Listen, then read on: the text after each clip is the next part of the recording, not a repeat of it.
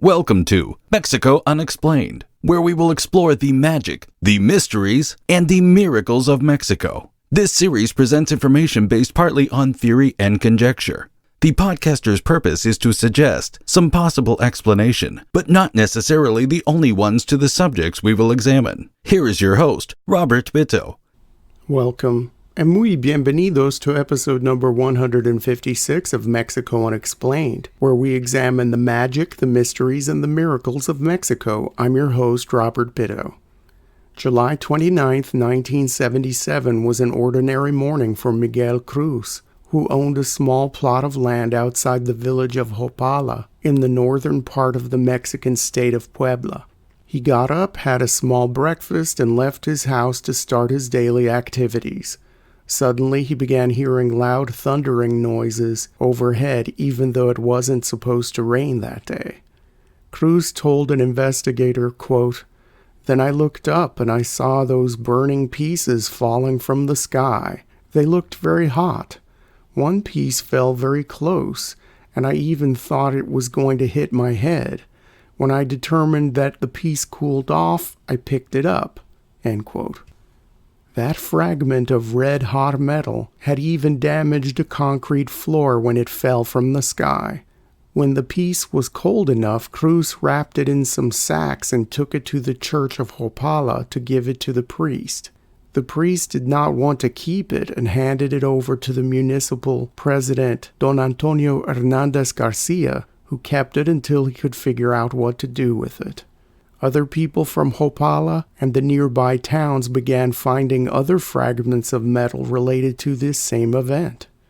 Was this somewhat remote part of Puebla part of some debris field of the breakup of some extraterrestrial craft? The northern part of the Mexican state of Puebla contains some of the most inaccessible and little visited country in all of Mexico. Parts of the state are so remote that they only began to receive European explorers for the first time in the mid-1800s. This heavily forested and mountainous area is very reminiscent of the Pacific Northwest of the United States. As a curious aside, this region of Mexico is home to a legendary creature that is very similar to the North American Bigfoot called the Cuatlacas. For more information about the Cuatlacas, please see Mexico Unexplained episode number 105. In this far-off part of Puebla, on that July day in 1977, something did fall out of the sky. The humble Miguel Cruz was not the only witness to the aerial lights display, and he was not the only person to find wreckage of what appeared to have been a UFO. According to a Mexican publication at the time, an apple seller from San Francisco Ixta Camachtitlan, who went to the towns and villages to sell his produce, spread the word that he had seen an actual flying saucer crash. This generated interest from locals who wanted to see if they could find scraps of metal from the wreckage to sell as salvage. Many people from the towns of Bienvenido and Jopala did find strange pieces of metal in the forest. Besides the many eyewitness accounts, on the morning of July 29, 1977, a radar station in the Pacific coastal town of Zihuatanejo tracked an unknown object headed to the northeast. Later, the Benito Juarez International Airport in Mexico City picked up the same blip on their radar. In the air that morning, the crew of Aerolíneas Argentinas Flight 371 flying their Boeing 707 over the countryside of Oaxaca called in the object. The airport control tower confirmed their sighting. Strangely enough, the object was also caught on film. Someone had told Mexican film director Abel Salazar that there was an unusual object in the sky. Salazar was on location filming the movie Picardía Mexicana and instructed his cameramen to point their cameras upward. On film, the UFO appears to be a large sparkler crossing the sky. Many of the movie crew just assumed that what they were filming was a comet. By the time this strange craft reached Puebla, some witnesses had reported 3 objects overhead, not just one. Either by explosion or simple atmospheric breakup, The object or objects eventually crashed in the remote Sierra Norte of the state. As the film footage and eyewitness accounts quickly made it to the press, the event immediately drew interest from local and international UFO researchers. The first formal investigation was made by reporters Fernando Tellez, Fausto Rosales, and Pablo Latapi Ortega. Author Alfonso Salazar Mendoza accompanied the three reporters and eventually wrote a book about the incident titled OVNI Estrellado en Puebla, or in English, The UFO Crash in Puebla. Over the course of a few months, the investigators made 13 expeditions to different points in what they called Zone A and Zone B. Zone A included sites originally visited by the curious, reporters and UFO seekers such as Tateno, Libre, Zaragoza, and 4 other towns. Only 2 places made up Zone B, the town of Filomeno Mata in the state of Veracruz, and Jopala, Puebla, the site where the first physical evidence of the UFO was found by Miguel Cruz.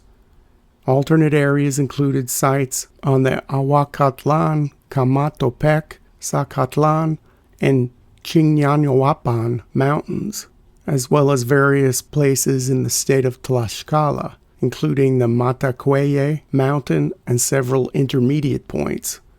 Over the course of the investigation, the team found several scraps of metal allegedly to have been from the crashed object, and they gathered up the many stories from the locals. The stories ranged from the highly descriptive to the absurdly fanciful. The team of reporters took one of the debris samples to a lab and did not inform the lab of the sample's origins. The metallurgists who tested the metal piece came up with some interesting findings. It was an extremely durable steel-silicon chromium alloy that was very close to an alloy of Spanish origin used to manufacture high-resistance industrial springs. The metallurgists said it was the first time they had seen something like that in the form of a sheet. They called it, quote, a rare piece for a rare use, end quote. In late 1977, one keen researcher noted that on July 17, 1977, the Soviet Union launched the Cosmos 929 satellite from the Baikonur Cosmodrome in Kazakhstan. The third stage of the rocket that carried the satellite re-entered the Earth's atmosphere on July 29, 1977, the very day of the crash of the alleged Puebla UFO. When asked about the incident by Mexican reporters, the Soviet embassy in Mexico City offered no comment, nor did they offer any specifics about their space program. The Mexican government did not formally investigate this case, at least publicly. The unsanctioned official story of what happened in the skies over Puebla on that July day was clean and simple. The fragments that fell to Earth were mere pieces of Soviet space hardware. It was all just space junk. Case closed. What of the stories from the locals?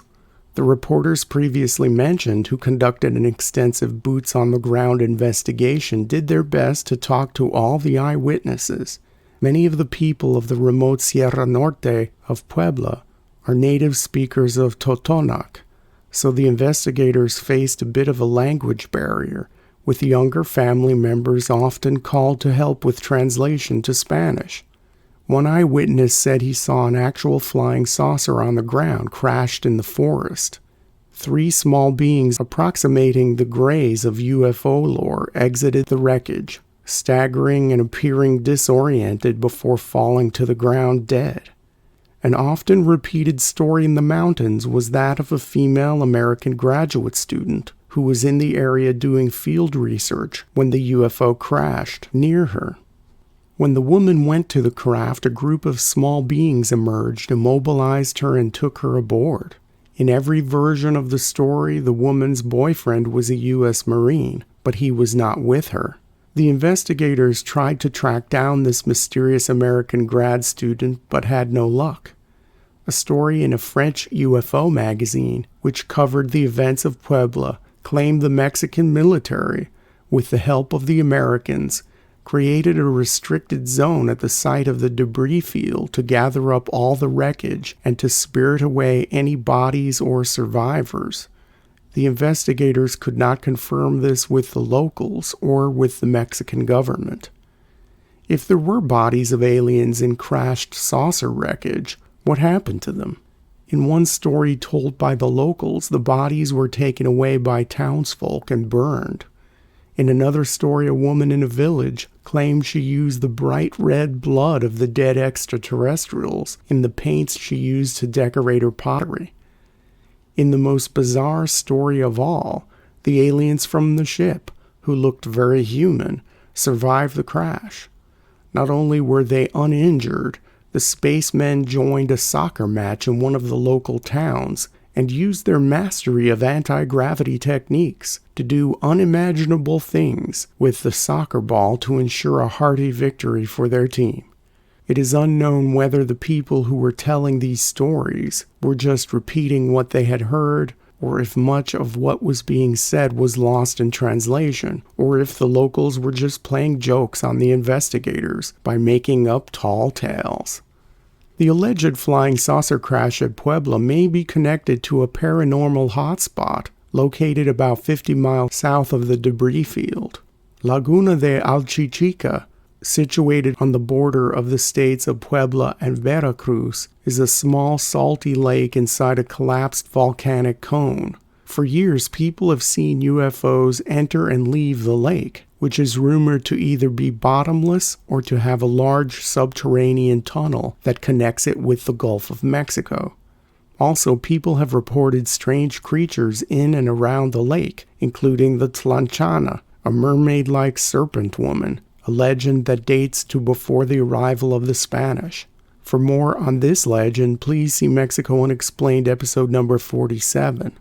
In a 2003 radio interview, UFO experiencer Miguel Ángel Munguia Limón described his extraterrestrial encounter at Alchichica Lake. He stated that 3 beings, 2 male and 1 female, approached him while he was on the shores of the lake. They were somewhat luminescent and somewhat transparent. They belonged to the race of Nordics in UFO lore, the tall and blonde aliens who are friendlier than the more nefarious grays. The 3 beings then boarded a disc-shaped craft, which, like them, was also vaguely luminescent and transparent. The disc disappeared into the lake. Munguia asked people around Alchichica if they had seen similar things, and everyone he spoke with had stories about metallic craft plunging into the lake or emerging from it.